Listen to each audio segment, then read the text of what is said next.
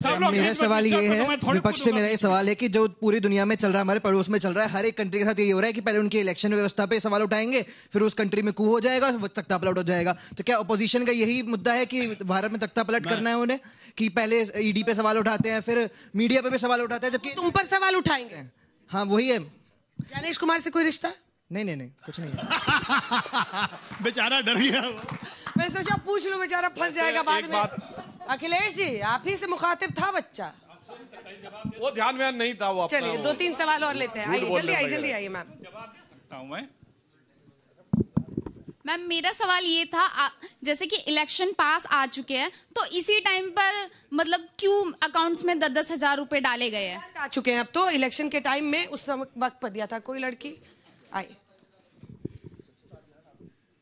Ma'am, मेरा question Trivedi sir से है कि इस साल इलेक्शन के टाइम पे माइग्रेशन एक बहुत बड़ा इशू था, तो अब जैसे कि आप मेजॉरिटी नंबर से जीत चुके हैं, तो अब आप उसको रोकने के पलायन का रोड मैप क्या है? आपका पलायन का रोड मैप क्या है? चलिए जवाब दीजिए आप। जब हमारी सरकार आई थी 13% पलायन रेट था, अब 2% पलायन रेट है। और अब जब वहां के ऊपर शिक्षण संस्थाओं से लेके मेडिकल कॉलेज और अन्य चीजें उपलब्ध हो रही हैं, तो निश्चित रूप से आने वाले समय में उस पर नियंत्रण होगा। मगर मैं एक बात बताना चाहता हूं, जो कांग्रेस कह रही है कि साहब हम तो बहुत जबरदस्त जीत जाते, मगर हमारे पास तो इन्होंने गड़बड़ कर दी। तो अब मैं एक आंकड़ा आपको बताना चाहता हूं, आज से नहीं, पिछले 35 साल से इनकी बिहार में क्या स्थिति। 1990 का चुनाव, ये 71 सीटें जीते, 24% वोट और 103 पे जमानत जब्त हुई। 1995 में 29 सीटें जीते, 16% वोट, 167 पे जमानत जब्त हुई। सन 2000 में ये 23 सीटें जीते, 11% वोट, 231 पे जमानत जब्त हुई।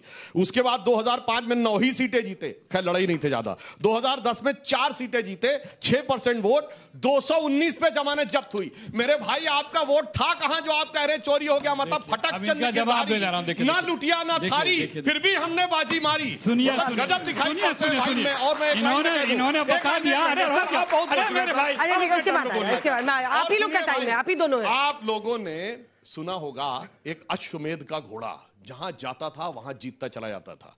अब पता नहीं राहुल गांधी जी क्या हैं अश्वमेध के, मगर जहां जाते हैं वहां कांग्रेस की पराजय सुनिश्चित करते चले जाते हैं। और उन्होंने जो छलांग लगाई थी नीचे, उसके लिए मैं एक शेर अर्ज करना चाहता हूं, पुराना है, खुसरो का शेर है कि खुसरो दरिया प्रेम का उल्टी वाकी धार, जो उतरा सो डूबगा और जो डूबा वो पार।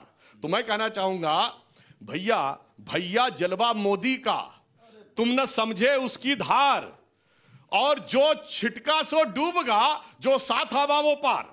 चलिए अब वाह क्या कर रहे हैं आप? तो पूरा आर्टिकल लिखे हैं, Modi has found his mojo again. Ashutosh ji ने पूरा आर्टिकल लिखा है, व्यूज के लिए शायद लिखा होगा, क्योंकि यही कैप्शन दिया है कि बिहार के नतीजों से Modi has got his mojo back. अब आप इनकी बातों का जवाब दीजिए आशुतोष जी। कि बिहार में हम कितने पुअर परफॉर्मेंस दिए विधानसभा में।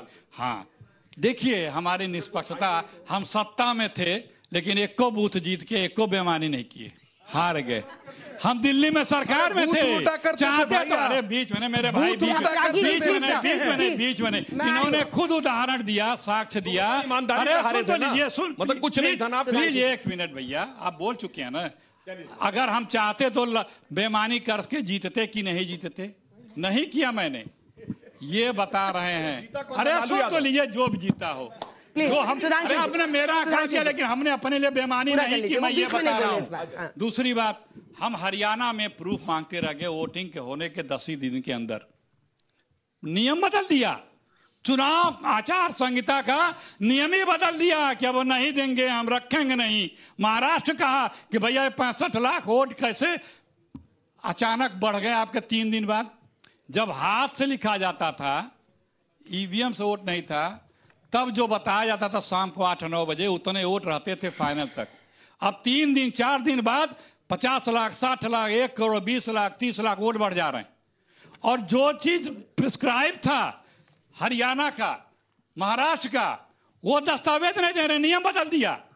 सीईसी के सिलेक्शन में सुप्रीम कोर्ट के चीफ जस्टिस होते थे, कानून नया बना दिया, उनको बाहर कर दिया। कभी नहीं होता थे। अरे सुन तो लीजिए, ये भी गलत है, ये भी सरासर झूठ है।